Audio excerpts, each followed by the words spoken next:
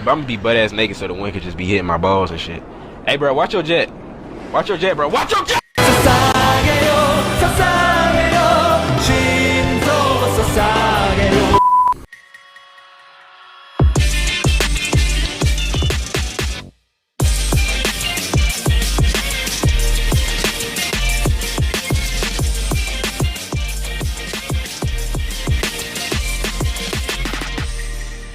तो साल 2021 anime media के लिए बहुत अच्छा रहा है बिकॉज ऑफ 2020 पे बहुत सारे anime due to the covid pandemic 2021 में रिलीज हुए हैं या फिर होने वाले हैं, जैसे attack on Titan season 4, Promise Neverland and Jujutsu Kaisen, Dorohedoro, my hero academia, demon slayer, Megalobox nomad, reincarnation, Uzumaki, chainsaw man, ReZero और ऐसे बहुत सारे एनिमे। माफ करते हैं अगर मैं किसी का नाम नहीं ले रहा हूँ तो। और हाँ, स्टोन ओशन का भी मुझे बहुत बेसब्री से इंतजार है because it will be complete year for me अगर अटैक ऑन टाइटन्स के साथ स्टोन ओशन भी रिलीज हो गया तो। सो इन सब के बीच में बीस्टार्स नाम का भी ऐसा एनिमे जो 2021 में 4 चांद लगा सकता था, पर अटैक ऑन टाइटन्स ने बाकी शो की तरह इसको भी दबा दिया। मतलब दबाया नहीं है, उतना चर्चा नहीं हो रही इसके बारे में, समझ रहे हो ना? क्योंकि जब अटैक ऑन टाइटन्स का सीजन 4 रिलीज हुआ था, लिटरली हर कोई इसी के बारे में बात कर रहा था। सो टेंशन मत लो, मैं इस एनिमे के बारे में तुम्हें परफेक्ट वीडियो दूंगा। So without any further let's start.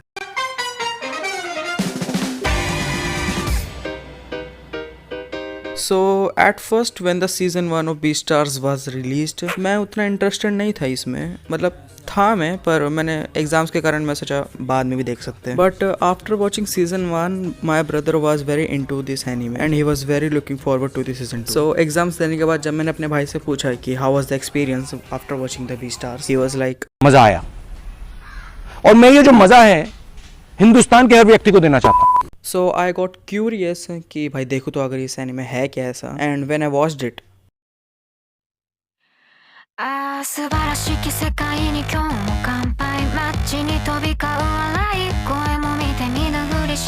So Beastars is the story about a guy whose name is Legoshi, जो कि अपने कॉलेज के हॉस्टल में रहता है और वहीं पर अपनी खाना पीना और पढ़ाई लिखाई सभी उसी कॉलेज में करते हैं। तो क्या यहीं तक इसका प्लॉट सीमित है? नहीं।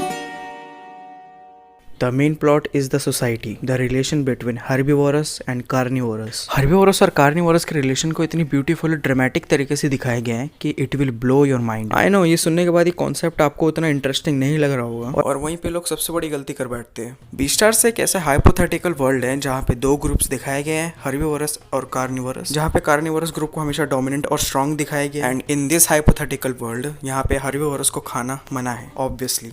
And due to this rule, sometimes carnivores can't control their instinct by not eating the herbivorous group and they eat them. और यही इंसिडेंट तुम्हें फर्स्ट एपिसोड की स्टार्टिंग में देखने को मिलेगा, जो कि एक मिस्ट्री बन के रहेगा कि who was the person who lost their control on their instinct and forced to eat them. और ये पर्सन कौन है वो मैं आपको नहीं बताऊंगा, हाँ बस ये बता सकता हूँ कि ये चीज़ आपको सीजन 2 में पता चलेगी। And the second thing you will like very much about the Beastars is that it's very relatable and the college life they have shown is so good, आपको बहुत पसंद आएगा। And the characters of Beastars are so well developed, मतलब जब तुम इस anime के characters को देखोगे यू विल लव देम, तुम्हें बहुत पसंद आएंगे। और अगर कैरेक्टर्स पे बात आई गई तो मैं आपको बता दूं कि इसमें 3 मेन कैरेक्टर्स हैं, लेगोशी, लुइस एंड हारू, और इनके अराउंड ही पूरा सब प्लॉट घूमता है। और इन तीनों के बीच में क्या रिलेशन है नहीं बताऊंगा। और अगर बात करें मेरे फेवरेट कैरेक्टर की लेगोशी के अलावा, because he is the main protagonist, तो मेरा फेवरेट है लुइस।